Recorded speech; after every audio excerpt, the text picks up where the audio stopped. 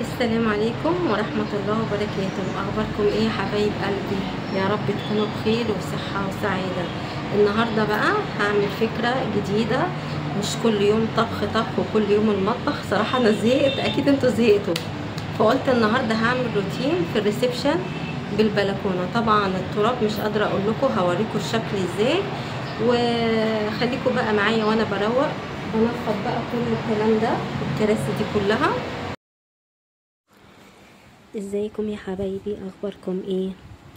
حبيت بقى ان انا اكتم الصوت عشان كان صوت الشارع فظيع، لان احنا على شارع عمومي فالصوت فظيع جدا. النهارده بقى حبيت ان انا اعمل روتين في الريسبشن كده زي ما انتوا شايفين. طبعا هبتدي ان انا اشيل كل الحاجات اللي محطوطه على الكنب هناك. بيبقى جنب التليفون محطوط علاج ماما مثلا، حاطه منبه، حاجات خاصة بيها، الشاحن بتاع الموبايلات. شلت بقى كل ده وهبتدي انفض بقى الكنب تنفيضة تمام. والله يعني يمكن من كام كنت منفضاه نفس التنفيضة، بس التراب احنا على الشارع العمومي فالتراب عندنا وحش جدا بصراحة. يعني يوم بعد يوم الدنيا عندنا بتتردم. يلا الحمد لله وربنا يعيننا وربنا المستعان. ابتديت بقى ان انا دلوقتي انفض بقى كنبه كنبه زي ما انتوا شايفين.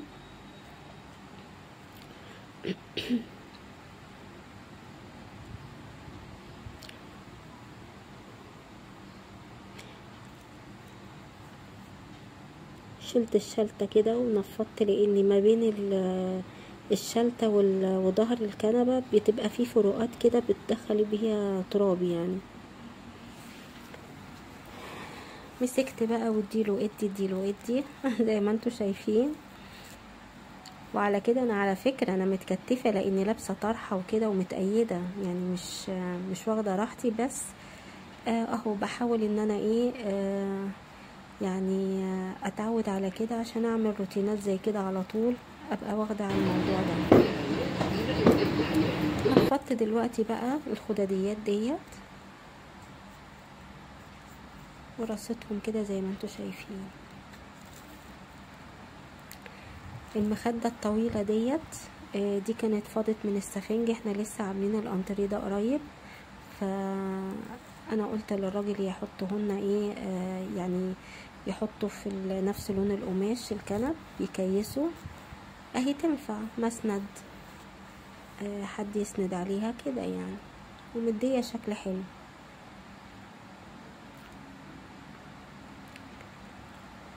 مسكت الكنبه التانية قعدت انفض فيها اهو. هو ما كانش تراب كتير قوي يعني مش قوي تحت الكنب، لاني انا اساسا لسه منفضه الكراسي دي قريب، يعني من يومين 3 كده، لان ايدي فيهم على طول بنفضهم. بس القماشة قطيفة، بحس ان هي بتوبر يعني بسرعة.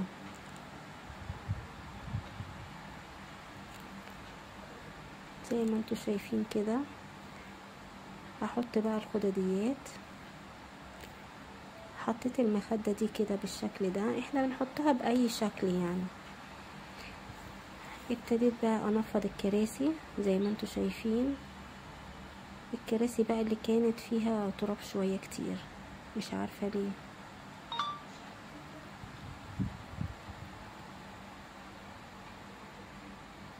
انا هنا كنت مسرعة عشان بس الفيديو ما يطولش عليكم وتزهقوا.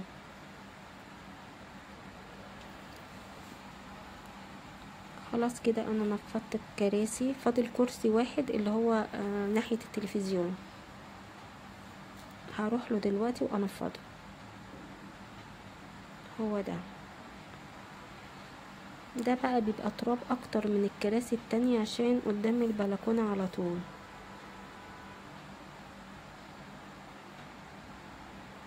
ابتديت امسكه ونفضه كويس جدا.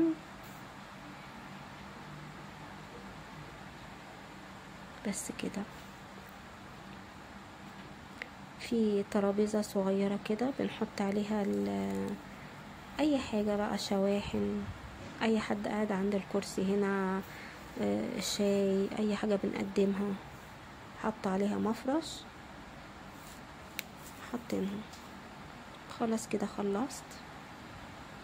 هنا بقى ابتديت اجيب المكنسة، قلت لا مش هينفع مقشة خالص، وشفطت بقى كل التراب وكل الوبر اللي كانت في السجادة. والله يا جماعة انا معرفش فتل تبقى في السجادة ليه، انا مش عارفة، مع اني يعني انا كل يوم برضو بكنس كده وبنضف وبعمل، بس مش عارفة ليه الدنيا بتتبهدل على طول. يمكن عشان احنا على الشارع العمومي، مش عارفة.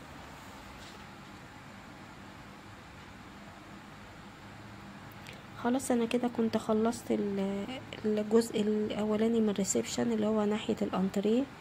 هنا بقى الجزء التاني ده اللي حاطين فيه التلاجة وديب فريزر والبوفيه. حبيتي بقى ايه اكنسه. الارض طبعا مش هعرف اكنسها بالمكنسة، بالمقشة جبتها عشان تراب كتير. ابتديت اكنس كده زي ما انتوا شايفين.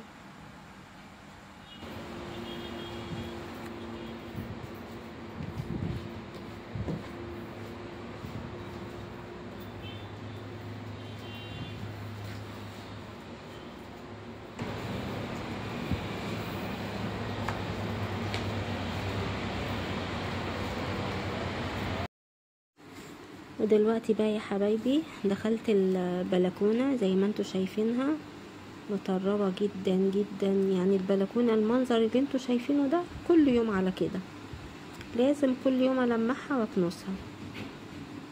طبعا انا يعني كنست الشقة كلها سواء كان بالمكنسة او بالمقشة. ومسحت بقى انا مع نفسي بصراحة، ما مسحتش يعني ايه قدام الكاميرا. هجيب لكم بقى في الاخر خالص بعد لما اكنس انا همسح بقى مع نفسي واجيب لكم الشقة بعد لما روقتها الريسبشن كله. وقولوا لي بقى تسلم ايديكي، ويا ريت تحطوا لي لايكات كتير وكومنتات حلوه كده زيكم. وميرسي لكل شخص دخل قناتي جديد وعمل لي اشتراكات وعمل لي لايكات. ربنا ما يحرمنيش منكم ابدا. والحمد لله الحمد لله قربت جدا ان انا اتفعل، اخلص اول شرط المشتركين. الحمد لله لك الحمد والشكر يا رب. وشكرا على كل الناس اللي دخلت عندي وتعرفت عليهم جداد ووقفوا معايا. ربنا ما يحرمنيش منكم ابدا، وربنا يعيني ويقويني ان شاء الله واعمل حاجات كويسة ترضيكم وتعجبكم. كنت خلاص بقى خلصت البلكونة ومسحتها كمان، بس ما جبتش بقى وانا بمسح. هنا بقى جيت في الجزء ده اللي هو عند البوفيه. مسحت بقى البوفيه كويس جدا، وهحط المفارش برضو هي لان المفارش دي كانت محطوطة في العيد. التنظيفة دي بعد العيد على طول، بس يعني كنت منظفة كمان انا مرة بس ما صورتش.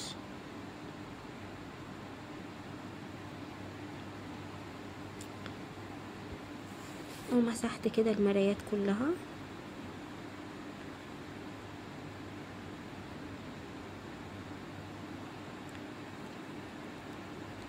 بس كده خلاص نضفت البوفيه حلو قوي، كان كله تراب بصراحة، بس الحمد لله نضف قوي.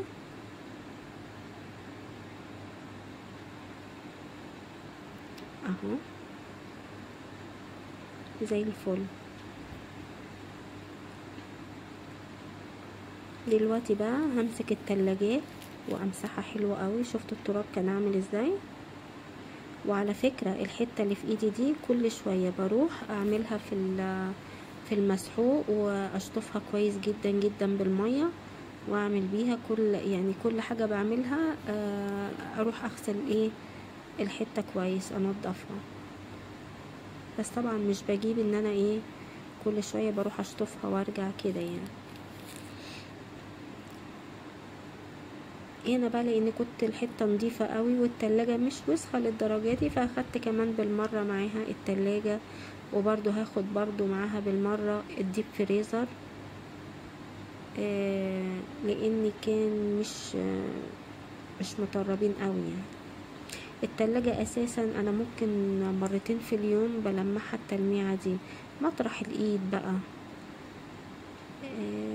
يعني مش بتبقى تراب، مطرح الايد اي حاجة. بنفتح التلاجة مليون مرة في اليوم. والديب فريزر اهو زي الفل برضو مسحته. كل الحاجات دي بصفة يومية بتتمسح، لازم بلمعها. هنا بقى رحت غسلت الحيطة طبعا الفوطة ديت، ومسحت باب الشقة.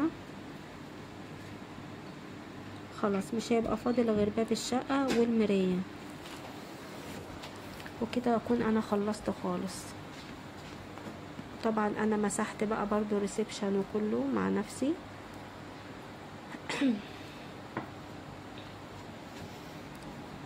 خلاص باب الشقة بقى جميل وزي الفل.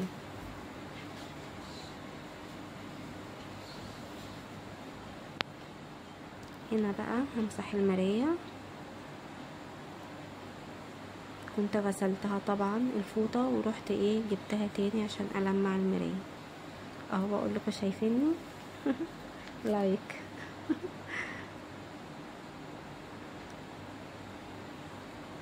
عملت لكم لايك تاني. ورحت طبعا غسلتها تاني ومسحت بقى التلفزيون. طبعا التلفزيون مطفي، الفوطة طبعا اكيد بتبقى مندية شوية مبلولة، انا بعصرها حلو قوي بس لازم اكون طافية التلفزيون. وكان اخر حاجة بقى الشباك بتاع البلكونة كده، الازاز كله بالخشب مسحته.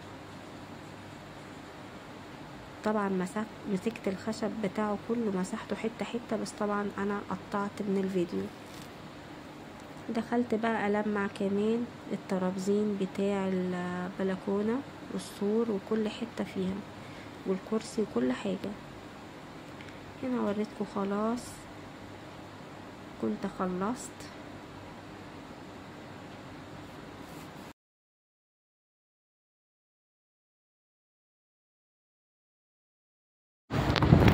وزي ما انتوا شايفين يا حبايب قلبي، ايه رأيكم؟ الدنيا نظيفة، النظافة بتتكلم.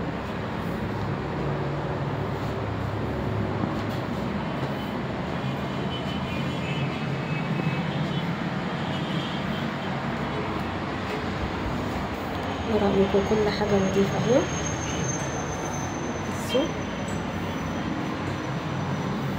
فوق التلاجات والفريزر كله نظيف.